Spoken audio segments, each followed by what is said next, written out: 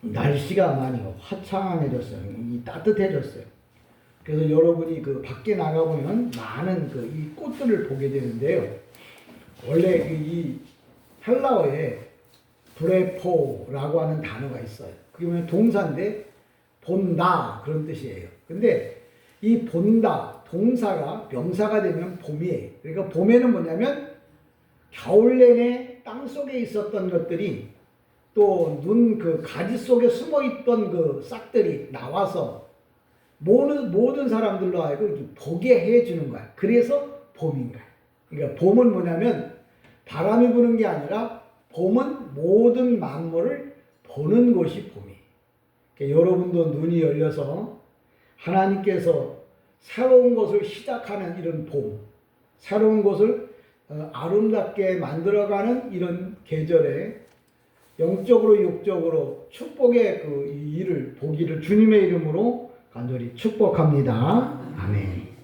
오늘 본문 말씀을 보면 당나귀의 주인이라는 제목으로 이제 말씀을 나누려고 하는데 이게 바로 뭐냐면 종려주일에 일어난 사건이에요. 근데 우리가 늘 성경을 보지만 마태복음 20장에 보면 마태복음 20장 31절에 보면 어떤 사건이 기록되어 있냐면 그 소경이 마태복음 20장 30절에 보면 그러니까 우리는 21장을 보는 거잖아요.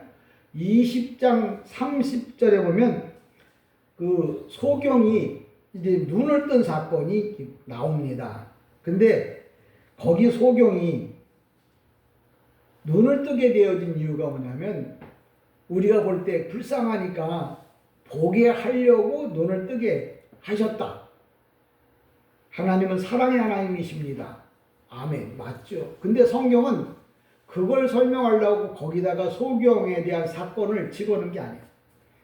소경을 헬라어로 말하면 듀플로스라고 하는데 이 소경이라고 하는 단어 두플로스 앞에 만약에 정관사, 호해토 이런 정관사가 떠 있으면 옛날에 2000년 전에 있었던 그 소경 한 사람을 위한 거예요. 근데 이 듀플로스 앞에 정관사가 없다. 그러면 그 2000년 전에 그 사람을 위한 게 아니고 영적으로 눈이 어두운 소경을 말하는 거예요. 그러니까 목사님들이 성경을 갖고 소경이 있었는데요. 소경. 그렇게 백날 얘기해도 주님은 야 내가 언제 그런 얘기 했냐? 주님이 써있지 않습니까? 우리 성경. 야 나는 그렇게 쓴 적이 없어. 정관사가 없는 듀플로스. 영적으로 소경된 자를 눈을 뜨게 해주셨어. 왜? 영적으로 눈을 떠야 주님이 죽으시고 부활한 사건을 볼 수 있으니까. 그러니까 여러분이 성경을 그냥 보면서 이게 성경이구나 그냥 지나가는 게 아니고 우리 말로 말하면 서사라는 게 있어요. 노래를 불러도 야 서사가 담겨있다 그러면 그 노래 안에 이야기가 있다는 거예요. 성경도 마찬가지예요. 성경에 이렇게 순서가 이렇게 정해져 있는 건 그냥 아무데나 그냥 일기 쓰듯 써놓은 게 아니고 하나님의 구속사를 구체적으로 이렇게 써내려간 거예요. 그러니까 소경을 고쳤다고 소경 고쳤네? 할렐루야. 그럼 끝나는 게 아니라 왜 소경을 고쳤을까? 그럼 그 소경은 육체적인 소경이냐? 2000년 전에는 육체적인 소경이에요. 근데 성경에 제자들이 기록할 때 그 사람을 위해서 기록하는 게 아니고 후대에 성경을 볼 사람들을 위해서 기록을 해야 된단 말이야. 근데 그 사건을 가지고 어떻게 기록하느냐? 요건 육체적인 소경이 아니라 영적으로 소경된 자를 주님이 고쳐주셨다고. 왜 고쳤을까? 그 사건을 오늘 21장에 보면 예수님께서 종려주일에 이제 베다니에 들어오시잖아요. 그리고 예루살렘에 올라가서 신문을 고통을 받고 3일 만에 돌아가시고 3일 후에 십자가에서 죽음에서부터 부활하잖아요. 이런 사건들을 보기 위해서 주님께서는 뭐예요? 눈을 열어주신 거예요. 그러니까 여러분이 성경을 본다고 해서 다 보는 게 아니고 목사님이라고 해서 다 말을 정확하게 전달해 주는 건 아니에요. 그러니까 오늘도 30장에 20장에 기록한 거하고 21장에 기록한 거하고 22장에 기록했다. 그러면 이게 다 스토리가 이어져야 되는 거예요. 내용이 있단 말이에요. 근데 아무거나 그냥 감동이 온다고 아무거나 동서남북 그냥 연결해서 자기가 하고 싶은 대로 하는 건 아니라는 거죠. 그래서 20장 30절에 소경 그러면 그 소경이 어떤 소경이냐 그걸 설명해 줘야 돼요. 그 소경은 뭐냐면 2000년 전에는 육체적인 소경이었지만 제자들이 그걸 보고서 이제 후대에 우리들에게 주님이 소경을 고쳐주셨다고 그러는데 만약에 거기다 정관사를 붙였다 그러면 이 내용은 우리하고 상관없는 거야. 그 사람에 관한 성경이야. 우리하고는 아니야. 근데 여기 정관사를 뺐다 그러면 이건 우리하고 앞으로 후대에 올 모든 소경들 주님을 모르는 사람들 예수 믿지 않는 사람들을 위해서 뭐예요? 이 말씀을 쓴 거야. 그러니까 예수님이 우리의 눈을 열어줄 사람은 누구밖에 없다고요? 예수밖에 없다. 그 얘기를 하는. 그리고 예수님이 눈을 열어주는 이유는 뭐냐? 오늘 21장에 그 이야기를 하는 거예요. 21장에 그러잖아요. 그들이 예루살렘 가까이 가서 감람산 벳바게에 이를 때에 그랬는데 성경에 지명, 인명이 뜨면 그냥 넘어가면 이게 왜 감람산이 나왔고 벳바게가 나왔을까? 이런 것들을 하나하나 구체적으로 연구해야 돼. 여러분이 연구 못하니까 목사가 연구해서 그걸 설명해 줘야 돼. 그게 예언자고 선지자야. 예언자란 말은 선지자란 말은 앞에 걸 말한다는 말이 아니고 주님이 예언해온 이 말씀을 올바르게 해석해주면 그게 예언자고 선지자야. 그렇다고 해서 지금 예언자가 있냐 선지자가 있냐 아니에요. 예전에 예언자 선지자는 오늘날에 이 강대성에 서 있는 목사라는 거야. 목사가 이 말씀을 설명해 줘야 돼요. 그래야 성도들이 그 말씀을 듣고 아 그랬구나라고 깨닫게 되죠. 근데 성경에 보면 감람산 그런데 요즘 올리브산이라고 그래가지고 올리브유 있죠. 그 올리브유를 그걸 뭐냐면 짜서 기름을 만들어서 성전에 불을 밝히는 일을 하는 일이 올리브유의 일이에요. 그 얘기는 영적으로 설명하면 주님이 죽으심을 앞에다 놔두고 기도로 죽으심을 준비했다. 그때 설명하기를 감람산이라고 써놓는 거예요. 그러니까 감람산 그러니까 설악산, 감람산, 관악산, 치악산, 산산산 주님 산 좋아하시나 보다. 개떡 같은 소리. 그렇게 말하면 안 돼요. 왜 감람산을 성경에 써놨냐면 이제 주님이 앞으로 십자가에 못 박혀 죽으셔야 되잖아. 근데 그게 십자가에 죽을 때 내가 십자가를 질 때 그냥 장난삼아 줄 수 있는 게 아니잖아요. 고난의 십자가잖아요. 그걸 내가 정말 잘 지고 가려면 준비 기도가 있어야 되는 거예요. 그래서 감람산에 가보면 그 올리브유를 어떻게 짜냐면 여러분도 그 참깨 같은 거나 들깨 같은 거 방앗간에 갔나 시골놈이니까 방앗간에 가면 참깨 들깨를 짤 때는 뭐냐면 로라를 두 개를 이렇게 돌리면서 요 사이로다 뭐예요?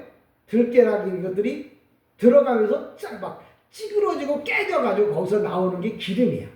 이게 올리브유가 바로 뭐냐면 그걸 짜서 기름을 만든다는 게 주님이 그래서 감람산에서 기도하실 때 땀방울이 핏방울이 되었다 라고 하는 말은 정말 이 십자가 지고 가기 힘든 이 십자가를 정말 올바로 지고 가게 해달라고 땀방울이 핏방울 되도록 기도했다. 그래서 감람산이라는 이름이 그 안에 나온 거예요. 그러니까 여러분이 성경을 아무리 보고 1000번을 썼다고 쳐. 근데 감람산이 뭔데요? 감람산이 감람산이고 갯바게가 동네 이름이고 그렇지 그래 그러면 돼. 근데 그런 사람은 뭐예요? 살면서 삶의 질이 없는 거야.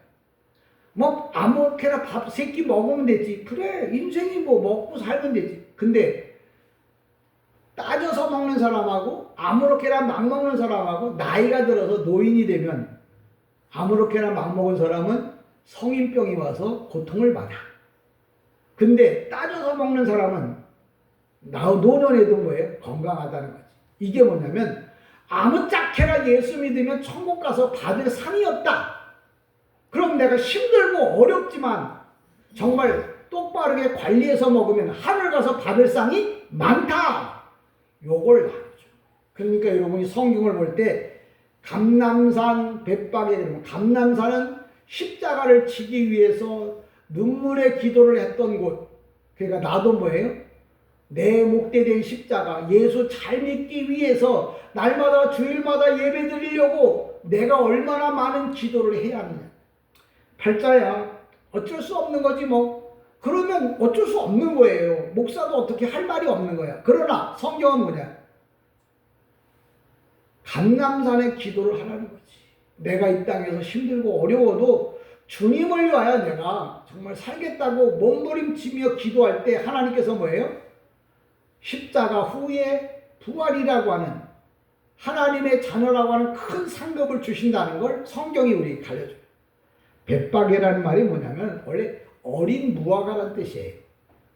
무화과는 뭐냐면 이스라엘 백성들에게 있어서 양식이야. 가난하고 배고픈 사람에게 보리떡 5개, 물고기 2마리조차 먹을 수 없는, 정말 배고픈 사람들에게 그냥 먹을 수 있는 음식이 바로 뭐냐면 무화과예요. 그러니까 이 bet박이라는 게 뭐냐면 무화과, 어린 무화과가 자라나는 곳이라고 했어요. 그러니까 주님께서는 기름을 짜는 듯한 기도와 무화과, 말씀을 통해서 죽음을 준비하는 그런 동네를 감람산 bet박이라고 성경에 써놓은 거예요. 그러니까 여러분이 이걸 읽고 봤어. 그걸 내가 성경에 기록해놨어. 그리고 이게 내가 써놓은 성경이라고 자랑을 하긴 하는데, 그러면 이 감람산은 뭐고 bet박에는 뭐냐고 물어보면 이게 아무것도 모르면 무슨 의미가 있냐는 거죠. 그게 오늘도 감람산 bet박에라고 이렇게 설명할 때 바로 뭐냐면, 내가 주님을 위하여 천국 가기 위해서 감람산에 기도가 있어야겠다. 내가 정말 천국 가기 위해서는 bet박에 하나님의 말씀으로, 하나님의 말씀을 잘 먹어야 내가 천국 갈 수 있구나 라는 것을 여러분이 깨닫고 오늘도 기도하는 사람이 되어야 하고 집에 가서 성경 보는 사람이 되어야 한다는 거예요. 그래야 그게 은혜인 거지. 어이구, 오늘 목사님 얘기해서 잘 들었네. 코미디 같은 재밌는 얘기 듣다. 오늘 재밌었어. 근데 재밌는데 어떡하라고. 그 재밌는 것들은 세상이 죽을 때 다 한꺼번에 불타버리고 말아요. 남는 건 뭐냐? 하나님의 말씀대로 살았던 것. 하나님의 말씀만 남아요. 영적이라는 게 뭐냐? 하나님의 말씀은 불에도 안 타. 근데 세상 것은 아무리 좋은 것도 다 뭐예요? 내 생각도 지식도 다 불에 타버리고 없다는 거지. 그러니까 여러분들이 하나님의 말씀을 통해서 내가 주님의 나라를 위해서 이 성경에 등장하는 이 감람산, bet박에, 이걸 기억해. 그리고 bet박에 이르렀을 때 예수께서 2 제자를 보낸다. 이 2 제자가 아니고 원문에 보면 베드로, 야고보, 요한, 이 3사람이에요. 근데 왜 2사람이라고 했냐? 이건 번역할 때 잘못 번역한 거예요. 그러니까 여러분, 주님께서 보내시며 이르시되 맞은편 마을로 가라, 그렇게 이야기를 합니다. 근데 우리가 맞은편 마을로 가라고 이야기를 할 때 그 맞은편 마을이 바로 뭐냐면 이제 당나귀가 놓여있는, 당나귀가 묶여있는 그 마을을 이야기하는 거예요. 근데 여기 보면 제가 성경을 헬라어 성경을 좀 읽어보니까 뭐라 그러냐면, 그들에게 말씀하기를, 그러니까 베드로, 야고보, 요한에게 너희는 너희 맞은편 마을 안으로 가라. 하나님의 일은 밖에서 하는 게 아니라 안에서 하는. 여기 보면 항상 그렇게 이야기를 해요. 뭐라고 말하냐면 안에. 맞은편 마을 안으로 가라. 그러면 너희가 묶여있는 당나귀와 그것과 함께 나귀 새끼를 발견할 것이다. 너희가 푼 후에 너희는 나에게 당나귀 새끼를 억지로 끌고 와라. 이렇게 이야기를 해요. 그러니까 우리가 성경을 여러분 잘 보셔야 되는 게 제자들이 쉬운 말로 말하면 남의 물건이잖아요. 남의 물건을 이제 가져가서 풀어다가 당나귀를 끌고 오려고 그러는데 당나귀가 말을 안 듣는 게 당나귀거든요. 그러니까 주인 말도 잘 안 듣는데 주인 말밖에 안 듣는 게 당나귀인데 예수님의 제자들이 가져가서 풀러가지고 그 당나귀 새끼를 끌고 오려고 그러니까 당나귀가 끌려오겠어요? 잘 안 끌려온단 말이에요. 아, 그러면 당나귀 얘기를 해놓는 건가? 성경은 그런 얘기를 하려고 한 게 아니라 오늘 이 본문에 이야기한 거 뭐냐면 묶여있는 게 뭐냐면 현재 노모스, 율법이란 말이에요. 유대인들이 율법에 매여 있단 말이야. 그러니까 율법에 매여 있는 유대인들, 형식, 외식, 사람 숫자, 모양에 매여서 꼼짝 못하는 사람들을 이제 예수님의 제자들이 2000년 전엔 예수님의 제자들이었어. 지금은 목사야. 목사가 가서 하나님의 말씀으로 푼다는 말은 하나님의 말씀을 잘 설명해 준단 말이야. 설명해 줬는데도 불구하고 옛날이 그리워서 안 오는 거야. 율법에 매인 사람들이 주님께 와야 돼. 우리가 구원을 받는다면 믿음으로 받는다는 말은 말씀을 통해서 구원받는 거예요. 율법을 통해서 행동을 통해서 구원받는 게 아니란 말이야. 근데 유대인들은 율법에 묶여 있어. 그러니까 말씀의 제자인 베드로, 야고보, 요한이 가서 그 말씀에 묶여 있는 당나귀 새끼를, 당나귀는 뭐냐면 세상에서 가장 버림받은 그 이 품종이에요. 시기야, 나도 당나귀를 타봤지만 생기기는 못생겼어요. 키도 작아요. 근데 중요한 거 뭐냐면 힘이 세. 당나귀가 힘이 세.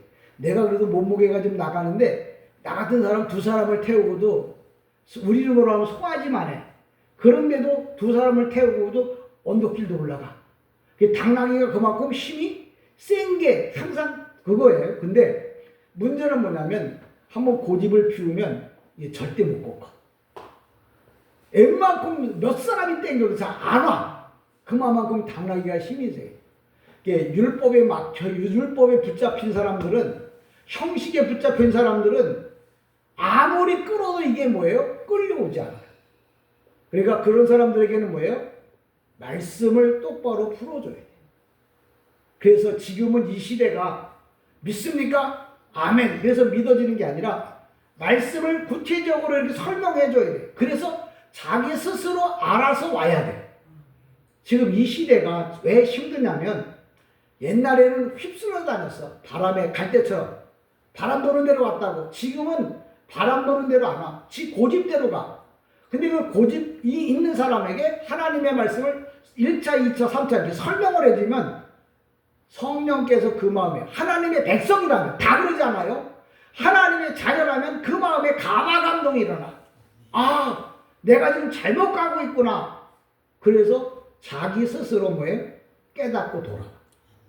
그래서 지금은 주의 종이 말씀이 없으면 뭐 죽으려면 뭔 짓을 못하겠어요. 그러나 살라고 하면 말씀을 들어야 하는데, 그러면 이 사람이 왜 율법에 매인 사람이라고 말하냐면 이 헬라어 성경 3절에 보면 카이엔티스 휘민 에페티 에페이트 호티. 왜냐하면 호 큐리오스, 이 호 큐리오스라면 정과자예요. 호는요, 큐리오스는 예수님이에요.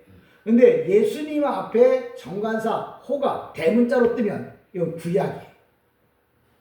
그게 구약에 예수께서 말씀하신 그 구약에 있던 말들을 믿고 있던 그 사람, 그래서 율법의 사람이라고 해석을 하는 거예요. 근데 우리 성경에 왜 이렇게 해석했냐면 헬라어 성경을 볼 줄 모르는 사람이 번역을 해놨어. 이게 좋은 건지 나쁜 건지 좋은 거예요. 헬라어를 보는 그래도 목사가 여러분에게 이걸 설명하잖아.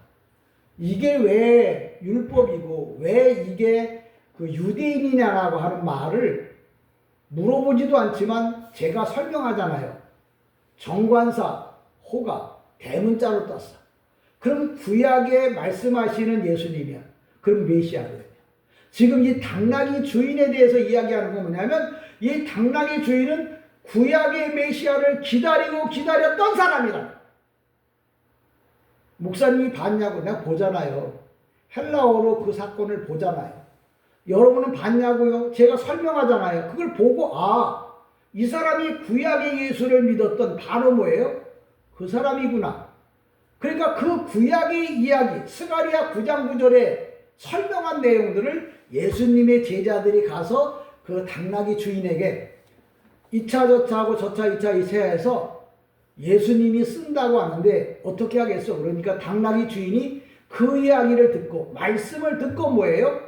당나귀 새끼를 보낸 거예요. 그냥 보낸 거 아니에요. 믿음으로 보낸 거 아니에요. 말씀을 듣고 깨달아서 그가 보낸 거예요. 이렇게 설교하는 목사님 들어보셨나요? 모르겠어요. 그냥 내가 내 생각대로 말한 게 아니고 성경이에요. 헬라어나 히브리어가 성경이야. 지금 우리가 보는 건 성경을 번역한 번역성경. 성경이 아니라는 건 아니에요. 번역했는데 번역이라는 건 잘된 번역도 있고 잘못된 번역도 있어. 근데 우리 성경에는 잘된 부분도 있지만 아직도 새롭게 올바르게 번역해야 할 것도 많다는 거예요. 그래서 제가 성도들한테 이 사람 저 사람한테 뭐 미움은 아니지만 그거 왜 배우냐고 하는 소리를 들어가면서 배우는 이유가 지금 번역해 놓은 것보다 더 올바르게 번역해서 잘못된 길로 가지 않고 올바른 길로 가라고 알려주려고 배우는 거예요. 그러니까 오늘도 Jesus, curious 이 얘기 뭐냐면 그냥 curious 그러면 주인 또는 예수님 그래요. 근데 앞에 정관사가 대문자로 뜨면 이건 구약의 예수님. 구약의 예수님이 어딘데? 그 얘기는 바꿔야지. 그때는 구약의 메시아. 기름 부음을 받은 자. 예언된 자. 그 사람. 그분이 온다고. 그리고 그분이 와서 어떻게 하겠다고? 당나귀 새끼를 타고 예루살렘에 올라간다고 하는 말을 스가랴 선지자가 얘기했단 말이야. 그러니까 이 당나귀 주인은 구약의 말씀에 대해서 잘 알고 있었던 거야. 그러니까 그 구약에 있는 말씀을 구약에는 이렇게 얘기했는데 그분이 실질적으로 사람의 몸을 입고 이 땅에 오신 예수 그리스도이십니다라고 설명을 하니까 그 당나귀 주인이 오케이. 그래서 당나귀 새끼를 내어준 거예요. 그냥 내어준 거 아니라고요. 말씀을 듣고 은혜를 받아야 헌신하고 봉사합니다. 말씀을 듣고 행동하지 않는다는 말은 뭐예요? 은혜를 받지 못한다. 말씀은 들었는데 은혜를 못 받아요. 아니 목사님 말씀을 들었는데 은혜는 못 받나요? 예. 오순절 마가의 다락방에 120명의 성도가 성령을 받았어요. 다 아시죠? 120명이 성령을 받았어요. 근데 그 중에 하나님의 일을 한 사람은 12명, 예수님의 제자밖에 없었어요. 나머지는 다 어디 갔을까요? 모르겠어요. 하나님의 말씀을, 원문의 말씀을 들었다고 다 뭐예요? 하나님의 일을 하는 거 아니에요. 다 하나님의 백성들, 상급받는 백성 되는 거 아니에요. 이 중에도 다 되기를 원하지만 또 아닐 수도 있다는 거예요. 왜?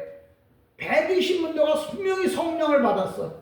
그런데 성경에 등장하는 그 다음 장에 등장하는 사람들 보면 예수님의 12제자밖에 없었어요. 그러니까 나머지 그러면 120명에서 빼고 나머지는 다 어디 갔냔 말이에요. 우리가 이 땅에서 내가 올바르게 예수 믿으려면 그래서 겟세마네 기도가 필요하고 벳바게의 말씀이 필요하다고 하는 거예요. 또 이 당나귀 주인은 바로 뭐냐면 하나님의 말씀을 확실하게 구약의 말씀을 붙잡고 있었어. 그러다가 그 구약에서 예언했던 예수가 오셔서 이제 진짜 구약을 완성하기 위해서 성취하기 위해서 지금 예루살렘으로 간다고 하니까 당나귀 새끼를 내어준 거예요. 그러니까 여러분이 하나님의 말씀을 잘 듣고 잘 깨닫고 이해하기를 다시 한번 주님의 이름으로 축복합니다. 그러니까 성경에 기록되어진 그 말씀 하나하나가 다 하나님의 계획과 섭리로 이루어져.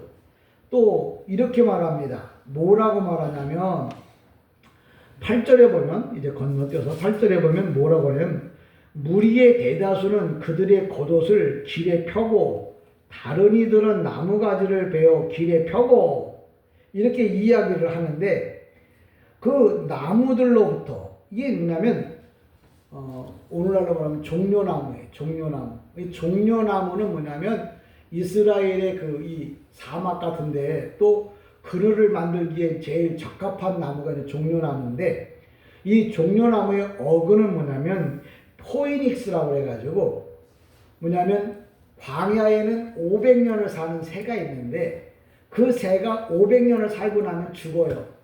죽으면 그 죽은 다음에 죽은 몸에서 불이 나와서 자기 몸을 태워. 자기 몸을 태우고 난 다음에 그 태워진 재에서 또다시 전에 있던 똑같은 새가 나와서 또 사는 거야. 그러니까 그걸 죽고 또 부활하고 죽고 또 부활할 때 그걸 뭐라고 말하냐면 유대인들은 종려나무라고 말했어. 그러니까 예수님이 예루살렘에 올라갈 때 많은 사람들이 종려나무 가지를 꺾어서 이렇게 흔드는 이유는 뭐냐면 죽었다가 부활하신 분이라고 하는 걸 확인시켜 주는 게 종려나무예요. 근데 이게 헬라어 성경에는 뭐라고 말하냐면 그런데 대부분의 무리가 그들의 옷을 펴서 길에 펴고 이게 뭐냐면 예전에는 왕이 아니면 장군이 전쟁에 나갔다 이제 돌아올 때 말을 타고 오면 자기 옷을 벗어서 길에다 다 깔았어요. 그게 왜 깔았냐면 그분을 뭐예요? 경배하는 거예요. 당신이 나를 위해서 전쟁에서 뭐예요? 싸워서 내 생명을 구원해 줬다고 자기의 옷을 이제 바닥에다 깔고 그 위에 올라가라고 카페트를 만들어서 왕을 뭐예요? 칭송하는 거야. 왜? 당신이 아니었으면 내가 죽었으니까. 예수가 아니었으면 내가 영원히 지옥 가야 되잖아요. 그걸 깨달은 사람들은 자기 옷을 벗어서 주님의 바라 그 당나귀가 가는 거기에다 뭐예요? 깔아놓은 거예요. 그러니까 여러분들도 예수님을 만나면 여러분의 옷을 벗어서 예수님의 그 발 앞에다 카페트를 깔아줘요. 왜? 그분이 아니었으면 나는 영원히 지옥 가야 되잖아요. 그래서 우리는 옷을 벗어서 주님의 발 앞에. 그렇다고 지금 뭐 옷을 벗어서 주님이 어디 있다고. 그 얘기 뭐냐면 그분을 영화롭게 하는 찬양, 그분을 영광 돌리는 기도, 그분에게 온전한 예배. 이게 다 뭐예요? 우리가 옷을 벗어서 다 뭐예요? 그분의 발 앞에다 깔아놓는 거예요. 여러분이 성경을 보고도 이게 무슨 의미를 지니고 있는가 그렇게 기억하시고 또 나무들이라는 건 아까 설명했잖아요. 포에닉스. 영원히 죽지 않는 그러니까 주님 그분은 뭐예요? 죽었다가 3일 만에 부활합니다. 그러니까 종려나무 가지를 흔들거나 그걸 까는 이유는 당신은 영원히 죽지 않는 영원 불멸의 사람입니다. 신입니다. 라는 것을 종려나무를 들고 흔드는 거예요. 그래서 종려주일이라는 말은 모든 것을 마무리하지만 영원히 죽지 않는 분임을 그 영원히 죽지 않는 그분을 찬양하기 위해서 종려주일을 만듭니다. 저와 여러분이 오늘도 근데 이 종려나무가 어떻게 뜨냐면 미완료로 떠요. 그 미완료로 뜬다는 말은 우리가 영원토록 종려나무를 흔들어야 된다고 하는 말을 그러니까 여러분은 천국 가면 뭐 해야 할지 제가 알려주잖아요. 여러분 천국 가면 종려나무 가지를 흔들고 있을 거예요. 그럼 그 종려나무 가지를 그러면 다 그 종려나무 뭐냐면 당신이 죽었다 부활하신 분입니다. 그걸 뭐예요? 날마다 찬양하고 날마다 말 안 하고 우리가 하나님 나라 가서 하나님이 영원히 사는데 뭐 해야 되지? 난 꽃 좋아하니까 꽃이나 키울까? 아니라 성경에 네가 천국 가면 해야 할 일이 있는데 뭐가 해? 누구 했다고? 주님이 나를 위하여 죽으시고 이 땅에 오셨고 나를 위하여 죽으시고 부활했고 다시 오셔 나를 데려갔다는 이런 이야기를 죽을 때까지 영원히 죽지 않으니까 계속해서 그 말을 하면서 살게 될 거예요. 제가 예언자라고 말하잖아요. 왜 예언자라냐면 제 성씨가 예씨예요. 앞에 말을 하나님 나라 가서 여러분이 어떻게 해야 할지 하나님 나라에 가서 무슨 일을 하고 살아야 할지, 뭘 먹고 살아야 할지 예언서를 가지고 풀어주는 거예요. 그게 성경이에요. 성경의 그 예언서를 볼 수 있다면 나는 소경이 아니고 뭐예요?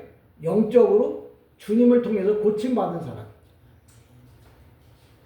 여러분도 영안이다, 눈이다 열려서 하나님의 말씀이 그래서 보여지기를 다시 한번 주님의 이름으로 간절히 축복합니다.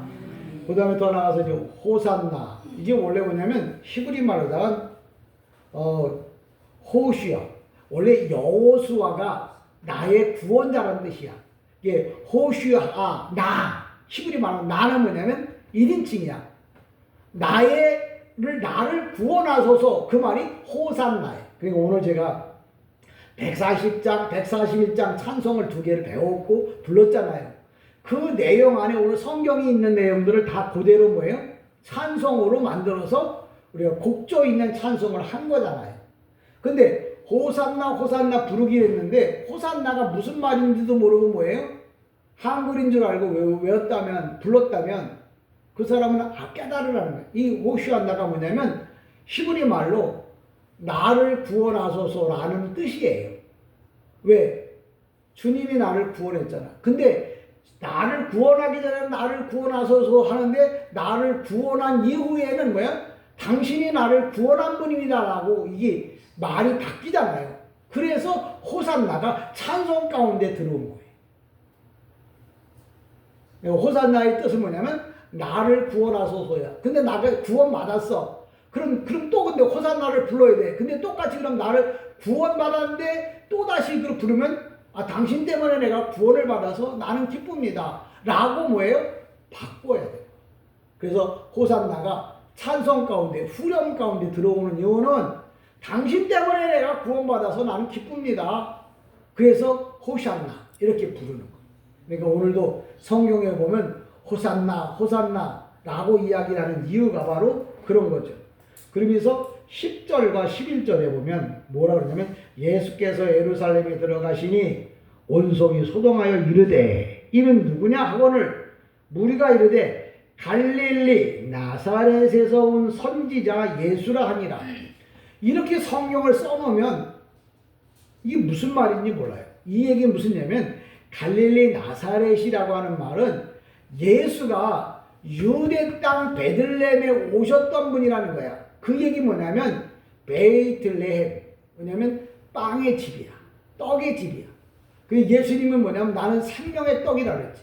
예수님께서 이 땅에 오셔서 생명의 떡으로 오셔서 우리에게 말씀을 주시고 마지막에 예루살렘에서 죽어 3일 만에 부활할 그 선지자라는 말을 이게 뭐냐면 구약에 예언되어 이미 마태복음에 있지만 이사야 선지자나 미가 선지자가 얘기한 대로 유대 땅 베들레헴에 예수가 오신다고 그랬는데 그분이 오셔서 우리를 말씀으로 먹였어. 그리고 난 다음에 말씀으로 먹인 우리에게 당신이 대신 십자가에 죽어. 그게 어디든 예루살렘. 그러니까 주님은 유대 땅 베들레헴에 오셔서 우리를 위해서 죽으시고 떡이 죽는 거잖아. 그리고 영적으로 우리를 살리기 위해서 유대 땅 예루살렘에 와서 십자가에 못 박힘으로 죽으신 거예요. 그 얘기를 뭐라고 표현하면 무리가 이르되 갈릴리 나사렛에서 온 선지자 예수니라. 그럼 목사님 우리 성경에는 없는데 목사님 왜 그렇게 말해? 제가 보는 성경이 헬라어 성경이거든요. 헬라어 성경에는 그런 번역을 할 수 있도록 해석을 여유를 갖고 있어. 내용을 갖고 있어. 그러니까 저와 여러분이 예수님이 유대 땅 말구에 오셔서 하나님 앞에 제사장으로 드려. 그러니까 예수님이 왜 예루살렘에 와서 죽어야 되냐면 성경에 선지자는 예루살렘 밖에서 죽지 않는다고 그랬어. 그러니까 예루살렘에서 죽어야 되는 거야. 근데 왜 예수님이 유대 땅 베들레헴에 오셨냐면 하나님 앞에 제사를 지낼 때 유대인들은 유대 땅 베들레헴 800m 안쪽에 있는 양을 잡아서 하나님 앞에 제사를 드리게. 다른 거 갖고는 안 돼. 베들레헴 밖에 있는 거 갖고는 안 돼. 그래서 우리가 예배를 드릴 때 교회 안에 와서 예배를 드린다. 밖에 나가서 피크닉 가갖고 로켓미 밖에 나가서 드리면 안 돼. 유대 땅 베들레헴이라고 하는 그 동네가 그걸 중심으로 800m 반경 안에 있는 양들만 그 양들만 번제단에 올라갈 수 있는 거야. 그래서 주님이 거기 오신 거야. 그래서 그 번제단을 그 양을 잡아가 양을 가지고 예루살렘이라고 하는 곳에 가서 죽여서 제사를 지내. 그래서 유대 땅 베들레헴에 오셨고 예루살렘에서 주님이 죽으신 거예요. 그러니까 그 어린 양이 예수님이 33살에 돌아가셨죠. 사람 중에 가장 건강할 때가 33살이래요. 왜 그러냐면 사람이 죽을 때 우리 몸 안에 있는 피를 다 뽑고 죽어야 돼. 왜?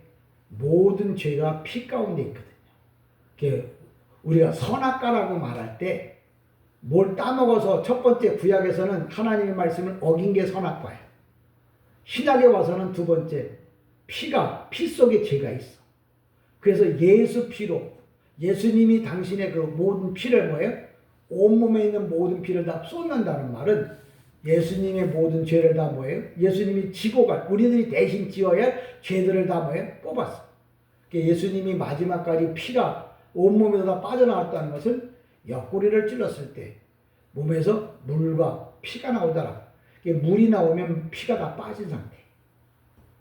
그 얘기 뭐냐면 하나님 앞에 제사를 드릴 때 완벽한 제물로 하나님 앞에 드려요. 유대인들은 이스라엘 가면 지금도 정육점에 가면은 동물을 그 양을 잡아서 막바로 파는 법은 없어요. 항상 매달아서 이틀 이상 매놔. 왜? 피가 다 빠져야만 먹도록 돼 있어. 내가 가봤으니까 이야기하는 거예요. 그러니까 여러분들이 내 죄가 다 뭐예요? 빠져나가도록 겟세마네 동산에서 피 흘리는 기도가 있어요. 오늘도 다양한 이야기가 있지만 오늘 그냥 몇 가지만 하려고 해요. 우리가 종려 주일에 정리를 한다면 당나귀 주인은 바로 뭐냐면 말씀을 붙잡고 있었던 사람이죠. 여러분도 당나귀 주인처럼 말씀을 붙잡고 살기를 다시 한번 주님의 이름으로 축복합니다. 주님이 겟세마네 감람산에 오셨다고 그랬어요. 죽음을 준비하는 기도를 했던 사람이요. 벳박이라고 하는 것은 무화과야. 말씀을 먹어야 말씀을 통해서 내가 뭐예요? 죽을 수 있다. 주님은 십자가 천국 갈 수 있다는. 믿음, 말씀이 없는 믿음은 없어요. 그 믿음은 뭐예요? 바람에 날면 없어질. 그래서 하나님의 말씀을 똑바로 들고. 그 당나귀 주인은 뭐예요? 내가 주님이 오시거들랑 내가 키운 이 당나귀를 주님한테 태워보내야지. 내가 이 땅에 태어났으니까 내가 주님을 위하여 내 몸을, 내 시간을, 내 물질을 주님을 위해 드려야겠지. 그리고 준비되어진 사람이 바로 뭐냐면 당나귀 주인이에요. 여러분도 주님이 쓰시겠다고 하면 언제든지 오케이. 내가 주님을 위해서 준비했습니다. 시간도 건강도 물질도 내가 주님을 위해서 준비했다고요. 몇 년 동안 하루 이틀도 아니고 구약 4,000년 동안 4,000년 동안 준비한 그것을 뭐예요? 당나귀 주인은 아낌없이 드린 거예요. 왜? 4,000년을 기다렸잖아요. 자기를 써줬다는 것 때문에. 제가 어떤 때 그래서 감사하고 우는 경우가 있어요. 나 같은 사람을 하나님이 써줬다니까. 나 같은 사람에게 히브리어 헬라어를 공부할 수 있도록 하나님 허락하셨다니까. 나 같은 사람이 당나귀 같은 사람. 그러니까 주님이 쓰겠다고 하면 뭐예요? 당연히 주님 쓰십시오 라고 말해야 하는 거예요. 당나귀 얘기하는 거 아니에요? 누굴 두고 말하는 거예요? 내가 당나귀야. 내가 주님이 쓰겠다고 하면 어떻게 해야 된다고요? 당나귀 주인처럼 드려야 하는 거예요. 여러분이 하나님이 원하실 때 모든 것을 드려서 하나님 나라 가가지고 여러분의 이름이, 그래서 제가 늘 가끔 나 하나님 나라 가면 나를 알아볼 사람이 몇 사람이나 있을까? 늘 그런 생각을 해요. 저 여러분이 하나님 나라에서도 서로 알고 지내는 사람이 되기를 주님의 이름으로 부탁을 드립니다. 아멘. 기도합시다.